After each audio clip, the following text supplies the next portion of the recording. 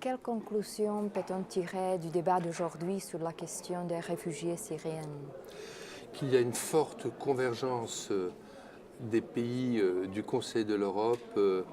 pour aller vite et fort, parce que la dimension humanitaire de ce travail, de ce rapport,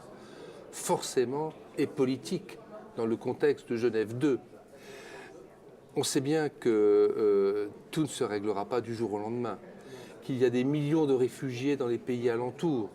2 millions, 3 millions, qu'il y a des millions de personnes déplacées dans leur propre pays et qu'il y a un contexte sanitaire lié aux enfants,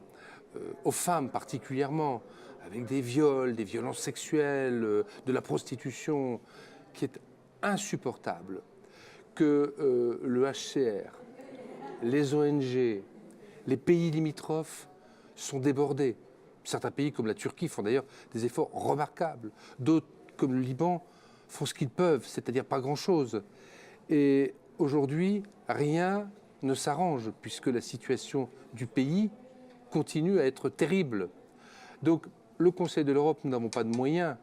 mais l'Assemblée parlementaire, c'est une caisse de résonance. C'est un cri que nous portons avec notre commissaire aux droits de l'homme qui nous soutient et qui doit, à mon avis, ce cri, avoir une influence dans les discussions actuelles à Genève et une influence aussi vis-à-vis de certains grands pays comme la Russie par exemple, mais également l'Union européenne pour qu'à la fois on fasse plus et de manière plus adaptée pour les réfugiés et en même temps qu'on dise qu'on ne peut pas continuer comme ça, que nous devons faire davantage d'efforts pour accueillir, bien sûr, pour certains d'entre eux, mais pour la plupart, ils resteront près de la Syrie, donc pour qu'ils puissent vivre dans des conditions décentes, et notamment les enfants, les générations à venir, parce que sinon, évidemment, c'est un avenir de malheur que nous préparons, y compris pour nous, parce que la Syrie, c'est notre proximité.